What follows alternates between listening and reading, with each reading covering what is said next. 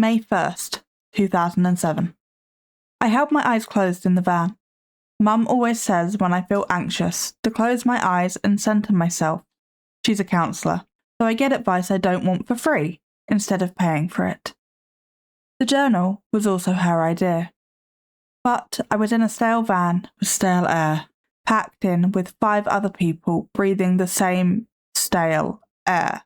So I'm sure you can imagine how centred I was actually feeling, and how relieved I was when Lance leaned over me to open the window. I also can't decide how I feel about Lance knowing me so well that he knows what will ground me. God, I hope my mum doesn't read this. Anyway, they said since this is our first day, and we're getting in late, that we can set up the cabins how we want, and take the night to sleep and relax before meeting the camp director and park ranger tomorrow.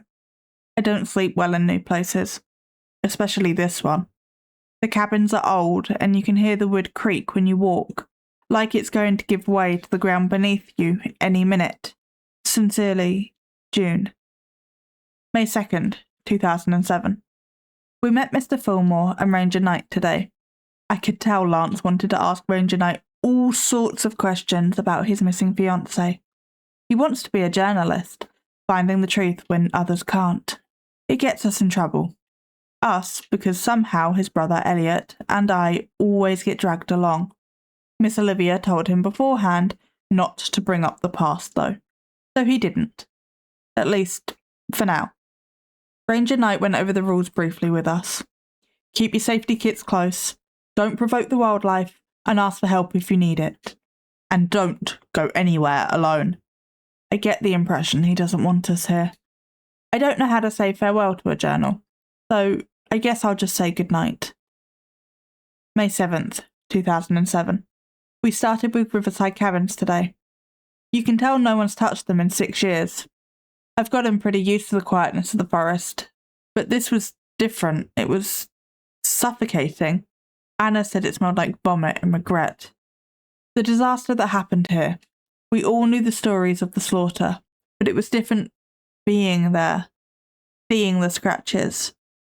Lance and I went into a cabin alone. One of the acorn nightlights was abandoned on the ground. I picked it up and felt the strangest feeling of dread. I looked out of the window, and there was a silver wolf. I froze. I didn't say anything. I just stared. And it stared back, almost calculating. Olivia called for us and I glanced away, and when I turned back it was gone. But I can't shake the feeling it's still spying on me from somewhere in the woods. Good night. May 10th, 2007. We cleaned the playground today. At least, what we could. Who leaves an aeroplane engine on a playground? I looked for my wolf friend today. Since I saw her at the cabins, I've caught glimpses around corners and under bushes where we were working. I'm not sure why she's fascinated with me, but she hasn't tried to hurt me, so I assume we're friends. At first I was nervous, but I didn't want to alarm Olivia, so I asked Ranger Knight about it. He seemed panicked at first, asking if she had approached me directly. I told him truthfully, no, that I had only seen her at a distance and she had made no move to come closer. He looked out at the small trailer near his station, and, for a moment, I thought I saw something in the distance. He said, just don't touch her, and don't let her touch you. I'm only allowed to do so much. I briefly wondered how he knew the wolf was a she. There's a cabin in the clearing away from the playground. The roof is covered in moss and sits in a tiny pond. I asked Mr. Fillmore about it. He said it's his personal cabin and is to remain undisturbed as he keeps it up to date for business practices. Lance and Elliot have been sneaking glances at it ever since. Olivia says she'll have to travel into town sometime in the next few weeks to gather more supplies. I fear we'll soon find out exactly what the cabin holds. Good night. May 19th, 2007. I apologise for the long time between entries. So much has happened since I last wrote, so this entry is going to be a long one. I'm also writing in the middle of the day. We've made great progress cleaning up the camp. I've seen my wolf friend getting closer, but she still seems non-threatening, so I'm not worried. Though I wonder if I should be, since it seems she's had a few friends join her. Olivia is heading into town tonight for more supplies, so we'll be on our own until the weekend's out. Elliot, Lance and I sat at the old camp swimming pool today for lunch, when Lance declared, "We're breaking into his cabin," with a conspiratorial glee. I simply sighed, and he said, "Okay, look, even you have to admit there's been strange things going on around the camp. Ranger Knight won't talk about anything. Anna's been having nightmares about drowning. Mr. Fillmore's always sneaking off somewhere, and you have a wolf pack following you. Besides," Elliot piped up, "he's probably just got it stocked with all the pricey crap he's not willing to spend on the rest of the camp, for whatever reason." I reluctantly agreed, because I always end up agreeing with them, in the end. Good night, afternoon, I guess. May 19th, 2007. I trusted the wolves, and now I don't know where we are. We broke into the cabin, and what we found was not what we expected. There were so many candles in all the rooms, seance signs and some kind of table of mixtures, and a massive cow skull. All these journals of incantations and phrases repeated over and over. All hail Bas, god of indulgence, death and longevity. Elliot found pictures of women, so many women, including River Moss, Ranger Knight's fiancée. There were photos of them alive, and photos of them face down in the pond underneath the cabin.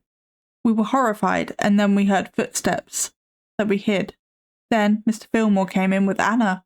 We had to fight to keep silent, as he seemed to lead her in a trance and put one of the mixtures on her tongue. He took her outside, and we tried to escape unnoticed. But then he started to drown Anna. Elliot yelled and tried to fight him off, to save her, but Mr. Fillmore pulled out a dagger. I don't know what possessed me, but I tried to grab the hilt and grabbed the blade instead. My hand burned with a pain I have never felt before. Mr. Fillmore smiled down at me. "The wolves favoured you, child. You could have been theirs, but now you're mine." Lance caught him off guard and grabbed me from the ground. We looked for where to run, and I found my wolf's gaze. She ran, and I knew she wanted us to follow. Elliot wanted to go back for Anna. We abandoned the idea, though, when we realised that she was already still in the water. We followed my wolf and ran towards the cave. The cave led to the biggest clearing I've ever seen. A lone shack rested there, and we ran for our lives hoping that there would be a phone. There was no phone here. Nothing but scattered papers and trash. But we know someone lives here, because there's a single candle lit on the table. I can write no more because my hand is burning again. Hopefully the owner of this cabin will bring the help we need. May 21st, 2007. I don't want to be here anymore. I woke up in a cold sweat with a transparent woman standing over me. She touched my cheek and it felt like death. Her eyes stared into mine, communicating some kind of sadness I didn't understand. She moved her hand from my face to the burn I'd received on my palm and seemed to cry. The mark burned all over again as if it was fresh. And then she was gone. It was a few hours later when I realised that the transparent woman was River Moss. I felt eyes on me, and I looked to see Lance and Elliot cowering in a corner. My wolf stood in front of them, silent, but not unthreatening. And that's when I heard it. A yell from the basement. My wolf looked at me expectantly. So I followed her down to what I could only describe as a cell, and a man trapped inside.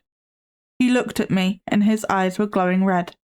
I cursed myself for trusting my companion, but then he looked at her, and it was as if a veil lifted, and his gaze was sound. He tried to speak, but couldn't. Then my wolf pushed me into the bars. I heard Lance's protest behind me. The man lifted his hand and then looked at me as if asking for permission. I nodded, and his fingertips grazed my temple, and suddenly, I wasn't me anymore. I was a stupid counsellor who made a stupid call and paid the price of my mind and my humanity from a vengeful god bathed in the moonlight, as I bathed the ground in blood. When he removed his hand, I was myself again. He looked at me with the same sadness I often saw mirrored in Ranger Knight's eyes, and I knew he had seen me as well. "Luna's dagger, they're drawn the right in the kitchen. Take it and wield it if you can.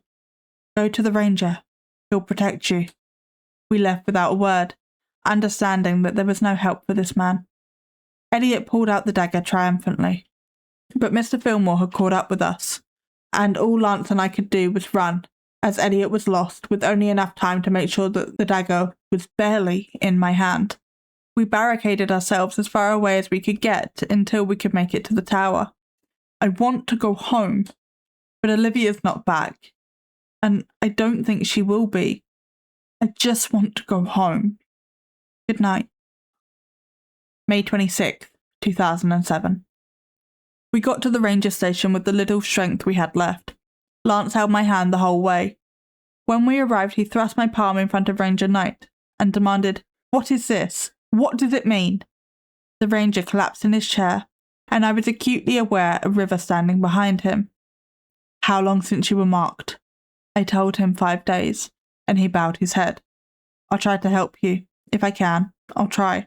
But you can't leave this place." He stood and grabbed a scotch from his fridge. "We made a deal, Luna and I, when I lost River.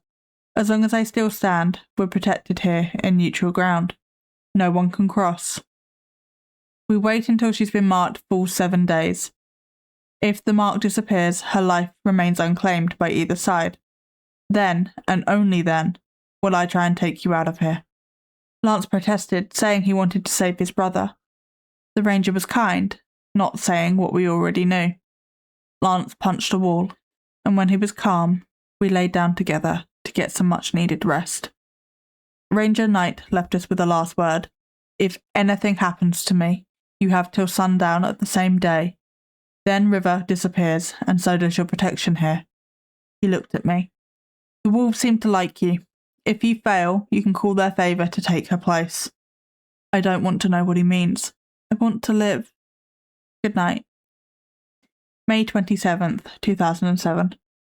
Mr. Fillmore is not a man. We were awoken in the middle of the night by Elliot calling for Lance.